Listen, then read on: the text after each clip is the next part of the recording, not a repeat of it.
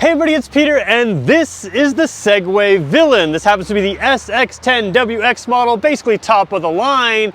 And this thing really intrigues me, and Yard Gear has just started carrying Segway. I used to own a Segway Snarler ATV, so I know a little bit about the electronics in this because some of those pieces are shared, and there's actually other pieces that are shared, like lighting and a few other things. But the philosophy is the same on this and the Snarler.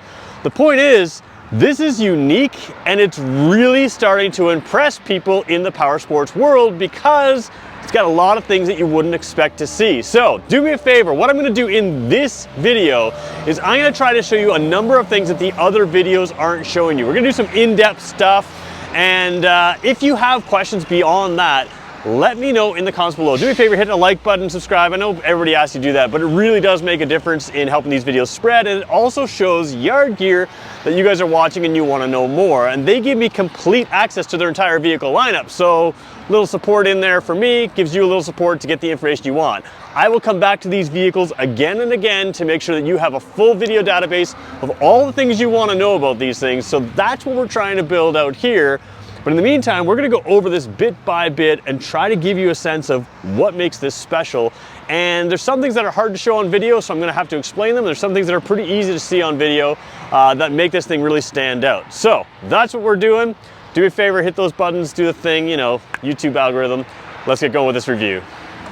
So let's start by putting this in a category. This is the sport side-by-side category, but there's a lot of things about this that kind of make it stand out in the class, and you could very easily say are class-leading things. So the first thing you're gonna find is really unique styling. I would call it almost automotive styling. So every model has the roof on here. Every model has sort of the swooping styling kind of thing. And inside, when we jump inside, you're gonna see a lot of automotive things. And to be very frank, this is probably got some features inside that your car doesn't have, and I'm talking digital screens with great clarity and connectivity that most cars even today don't have. So they're really kind of far ahead in some of the stuff in there, which makes it a pretty cool experience, but it also has a great suspension package. And again, suspension is designed to keep you on the ground, and these wheels do a really great job of staying connected with the ground, which allows you to drive fast, which allows you to have a lot of fun.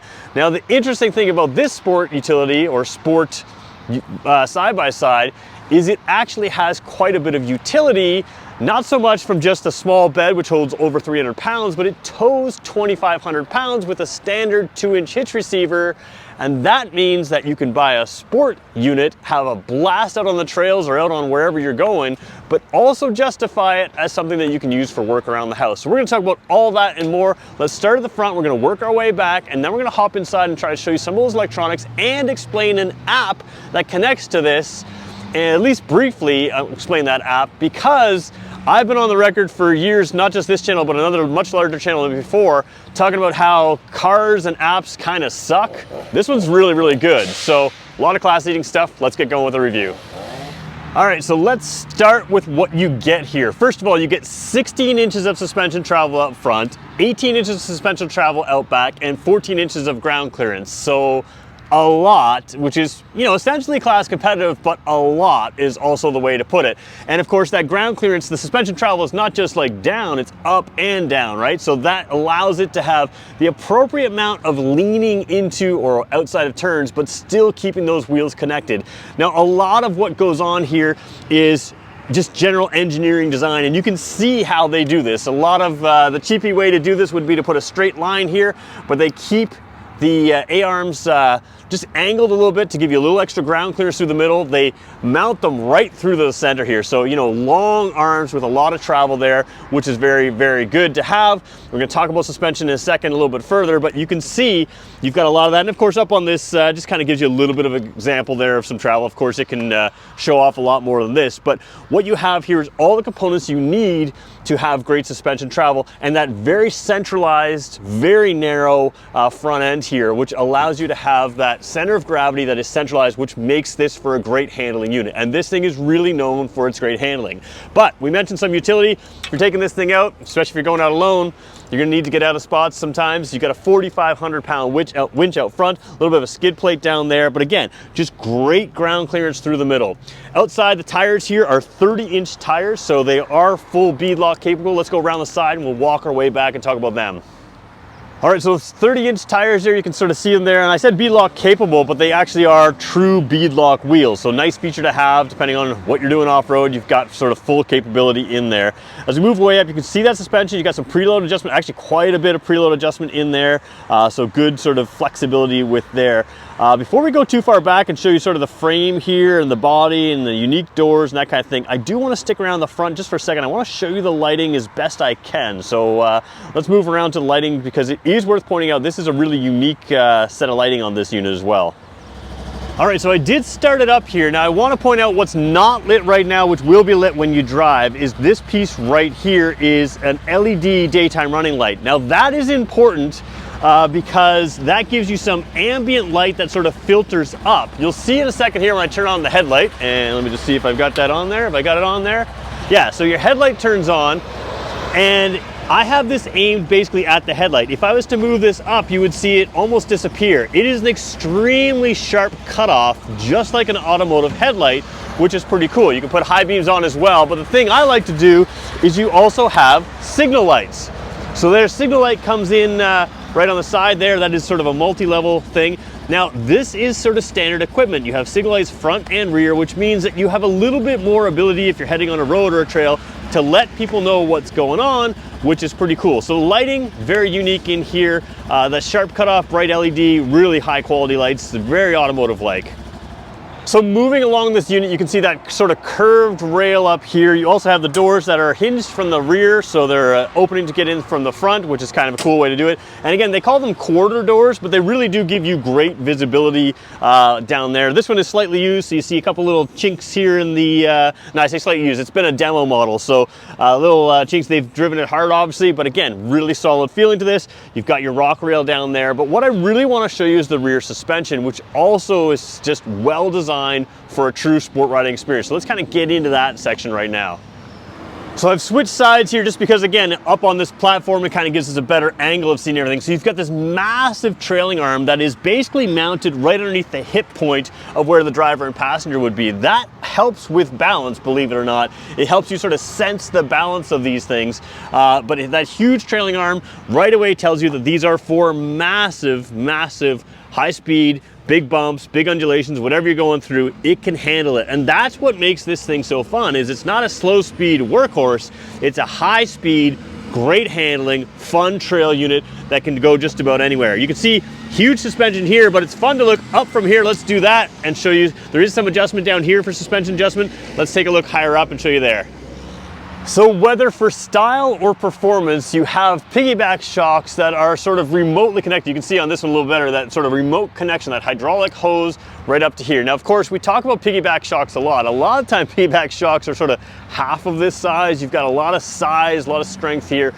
So yeah, they're up here for style, but the other thing is you want everything staying cool in your suspension to keep it from you know, having some stiction, basically keeping it from losing performance. So basically, as you're going over a lot of quick undulations, a lot of quick stuff, whether they're big or small, everything heats up. Now, you want your remote preload to stay away from that heat, which is why you put it up here. Not only is it in the wind, but if it was underneath the vehicle, it's down where all the heat is from the motor. So what you end up here is the best possible location to keep things cool in your suspension, which is part of what makes this thing such a great handling unit. And of course, you can see the adjustments up here.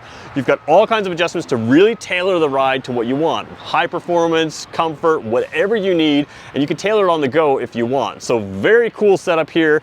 That's why this thing handles really well. So let's take a look at the rear of this thing. Start with the bed right in here, and then we'll work our way down to talk about that hitch. And then we're gonna hop in where you're gonna see things you haven't seen in other units. All right, looking into this bed here, it is not a massive bed. On its own, this is not a huge utility vehicle, but you can put over 300 pounds in here, which is kind of crazy. So that looks like speakers. There's not speakers there. There's a kind of controversial decision that they made about the audio system in this, which I think makes some sense. Honestly, I kind of like it, but it's not what the mass market does. So those are not speakers right there.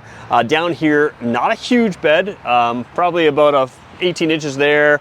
I'm guessing, you know, what if this is 18 inches, that's across, who knows? But it's big enough to fit your cooler, to fit your stuff for a fun trip out. Lots of places to strap down, and it is well enclosed. Like, you have got a sort of a tailgate that doesn't drop on this side here. You've got areas there, so you can strap it down, keep your thing secure. And again, holds over 300 pounds in there. So let's move down from there and talk about the real utility of this. So taking a look at the rear, you can see, first of all, you've got those really nice lights in there. There are signal lights in there as well, brake lights, and that's where we were. We were looking down on there. So then you've got that cross rail across the back there, and then you've got, again, very centralized weight. This is part of what makes this thing such a good handling unit. It almost looks like a boat from the front and back, how they just make such an effort to bring everything to the center, which is going to give you that great handling. But remember, we talked about the towing capability of this unit, and maybe you didn't catch it the first time, but it does have a 2-inch hitch there as standard equipment, so 2-inch attachment there, and it tows 2,500 pounds. So 2,500 pounds is far more than many utility vehicles, like utility side-by-sides have. So you can get your work done through a trailer with this, but still have the fun of riding something that's not built primarily for utility. It's built for all the fun you're gonna have. And that's, to me, what makes this great. If you have a trailer around anyways, you're all set, you're good to go. I mean, this could have moved my camping trailer and then still had tons of weight.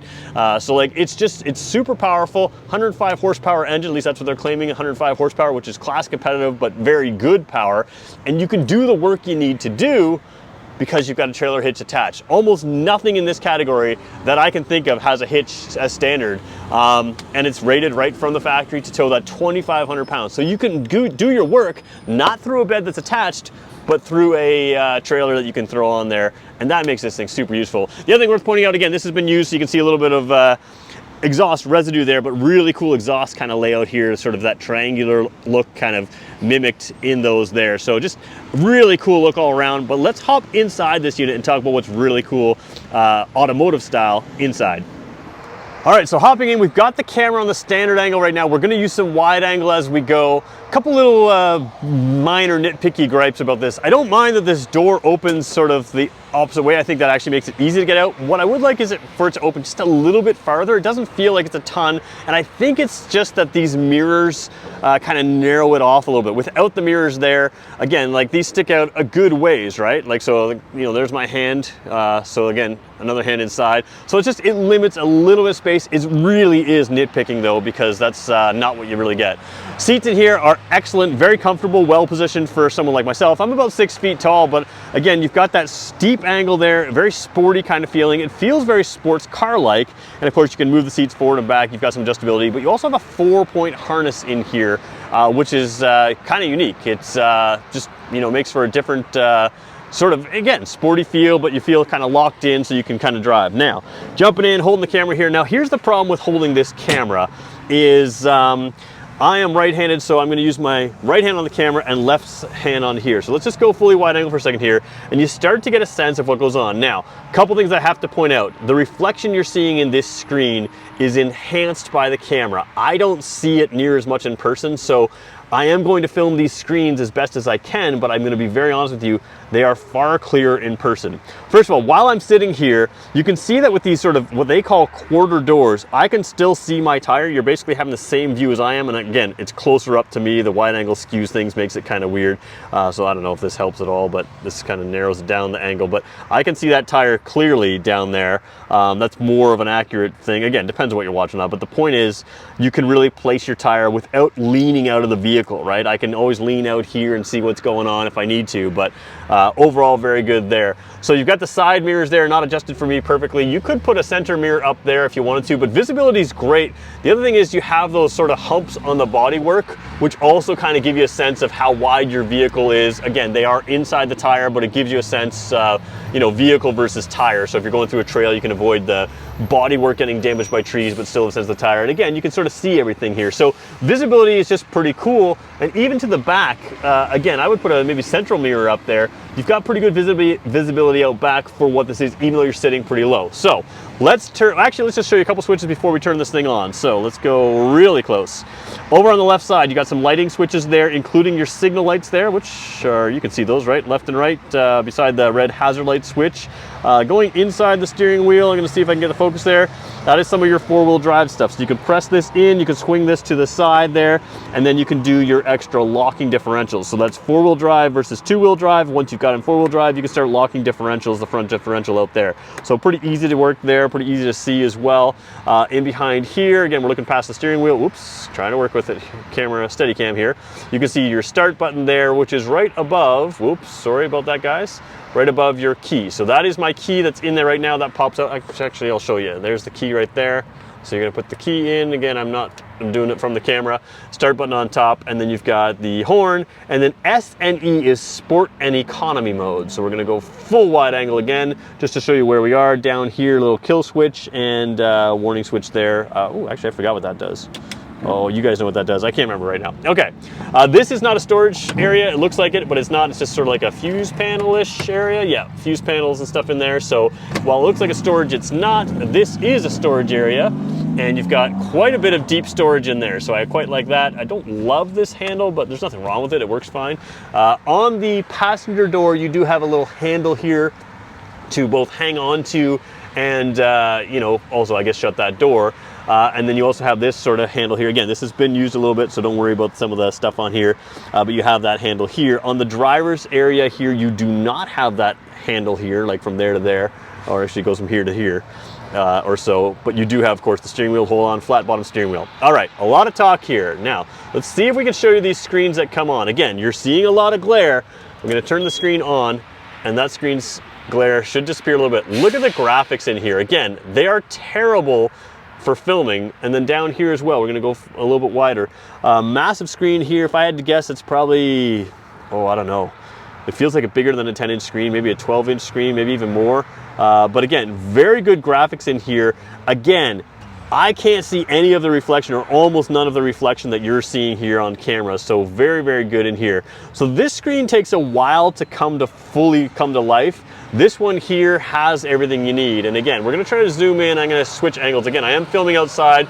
Camera has trouble finding focus. You can see the revs right there. Let's see if I can focus that a little bit. I can't. Electronic power steering. You can adjust the electronic power steering, not through the vehicle itself, but you can adjust it through the app. So you can make some adjustments in there. And again, we'll talk about that app in a second there. I'm really having trouble showing you this dash here. Actually, maybe we'll just start it up. That might help us a little bit. There we go. So starting it up here, you can sort of see the grayed out dash, and then you can see the bars come in. Fuel is low right now. Your revs your tachometer is there. There is a nice clean look here. And again, the one I think I'm trying to show you, if I can come out a little bit, let's see if I can get it in. This side here is a very good display, color display, showing you are in rear wheel drive right now. So many good display pieces on here. You know, you got your battery, of course, 14.4, it's charging right now. Your trip meters, your kilometers to empty down here, hours on the engine. There's a lot of stuff in here, a little bit tough to show you. But we're gonna go down to this screen over here. We're gonna leave it running for now. Relatively responsive here. So you've got your Bluetooth audio here. It hasn't got a phone connected, so we could connect a phone. We're not gonna do that right now. Again, having trouble filming this. Then you've got your sort of phone connection here. So again, Bluetooth not connected. Then you've got your mapping section in here. Now this can show you, if I hit the right button here, it can show you a satellite view. Let's just zoom right in. It can show you the regular night view, it can show you the daytime view, or a satellite view. Now currently it's not picking up signal. I don't know if that's because it's not registered or what it is, but I have seen this display sort of like a Google Maps satellite view, and it is phenomenal. It looks really cool. So currently it's not showing that. You can have some information down here. What I think is pretty fun is some of these things here. This is kind of like a fighter pilot look to me, or at least an airplane kind of look that shows you the horizon. You also have various motor dynamics or engine information that comes down here. So over the past 10 kilometers, 20 kilometers, or 30 kilometers. Once you get into these screens, again, having trouble filming everything, but once you get into these screens, it's all pretty responsive. So there's a very light gray thing here, tap and it's instant there, tap and it's instant there. And then you also have sort of that overall connectivity. So the Bluetooth settings, system settings, and everything else. So let's turn it off for a second. We'll go back to the map for a second. Keep it nice and quiet here for a second. So let's talk about the app that controls all of this stuff. It's a lot to talk about, so let me flip the camera around. So the cool thing with the app on this is, like I said, there are certain things that are app specific. So like adjusting the electronic power steering, you can do. One of the things that I liked when I had the Snarler in my garage was I often carry my phone even out in my garage. I don't often carry the key to my Power Sport if I don't need it. So you can actually set this thing to turn itself or to unlock itself, so you can hit that start button and start it up. And you can move it around in your garage, move around in your yard. In theory, you could move around on the trail, but if it loses cell signal, I think you then have issues, or maybe a Bluetooth signal, or if you drop your phone, bust your phone, it gets busted on a off-road trip, then you have trouble as well. So I would suggest, if you're not in and around your house and your yard, taking your keys with you, but if you just need to move it around in your yard or just need to go grab something, I often use mine to move my utility trailer around the yard, around the property. Just use the phone for that. It works really well. The other thing you can do is you can set geo boundaries. So if you want it to not start in a certain area outside of a certain area, no problem. If you can tell if it's been moved, if it's been turned on, you can tell all sorts of specs. You can even tell some maintenance stuff all through the app. It's actually a pretty good app. The connectivity works fairly quickly, unlike a lot of car apps. It's just a very, very good app. So well worth pointing out that the app on this gives you features, like I said, adjustment of that electronic power steering that you can't do in here. You get stuff on the app, but you also have a lot of things that you wouldn't get on other stuff. Connectivity from the screens and everything else, and it works very, very well, I have to admit that. So let's talk about what's missing from this, and then we'll talk about who it's for. What's missing is something you've probably never heard of if you haven't followed Segway. I've been following Segway since the beginning. Honestly, when I heard Segway, I thought of those scooters. I thought of those, those two-wheel kind of things that you lean forward and go forward. That's what I thought of when I first heard this. And the first thing I thought Segway was going to be was a fully electric model. It's not. It's a fully gas model, and it's a very competitive gas model. It's got a twin-cylinder, 105 horsepower engine, works very well, sounds pretty good, and that all works good. But one of the things they advertised when they first came out was this was going to be a hybrid, and I think they did that to get some hype about them. This was around probably the COVID-19 time, so maybe the hybrid got delayed through all that stuff. But there is still a rumor that this will one day be a hybrid, which is going to increase efficiency. It'll probably have a full electric mode. It's going to increase some range and other stuff, which makes this kind of an interesting unit as well. But without that hybrid mode, this thing is still really, really compelling. The automotive styling, where everything else is square, this is kind of curved. It's got a decent paint color with a little bit of sparkle in there, a little bit from what I can see. Quality is very, very good on these things. Ride comfort, features is top of class. Segway is one of those companies that came in and you're never sure some of these smaller companies are going to survive. Segway feels like it's in it for the long haul. And from a ride perspective, from a quality perspective, from riding it around, my Segway around for a while, I can tell you, they really are fun to drive, they really are well equipped, and they really are good value. And it's got a lot of things that you wouldn't think you would want, like that mapping system with a digital screen, but once you have it, you're like, hey, that's pretty cool.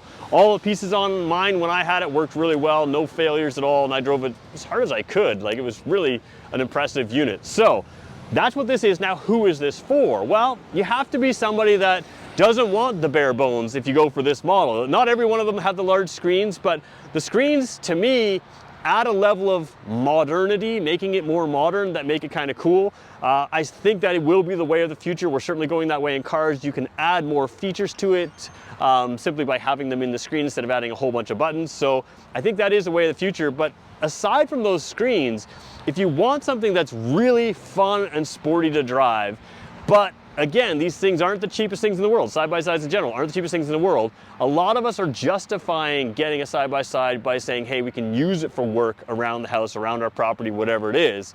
This is a true sport one with that over 300 pounds in the bed, but more importantly, that 2,500 pound towing capacity. You have something where you can literally unhitch the utility, and it's a pure sports vehicle, but you can hitch up that utility. And to me, that's one of the key things that nobody's talking about with this unit. Absolutely fun, absolutely crazy, but can justify it as something that is utilitarian as well without sacrificing on the trail of something that is built for the utilitarian side. That's one of the cool things here, but what's cool about it for you? If you'd like to see me riding one of these things, I think there's an opportunity for me to do that, take it out on the trails and try it out, but you guys are gonna have to let them know in the comments below if you want me to do that. If you made it this far in the video, you've shown some interest in this, so yeah, why not take a second to leave that comment if you'd like to see me riding this thing, and like to, basically if you want me to ask Yard Gear to take one out, they do have one that I know has a bunch of kilometers on it that I could probably get some access to, so that's kind of my plan, because like I said, I really enjoyed when I had my Snarler ATV. This thing is a whole different animal. So there's my quick review. If there's anything else you want to know about it, we're going to come back to this again and again and again. So I want to thank Yard Gear for giving me access, and if you want to know more, let me know in the comments the kind of things you want to know. We'll come back to it. Thanks everybody for watching.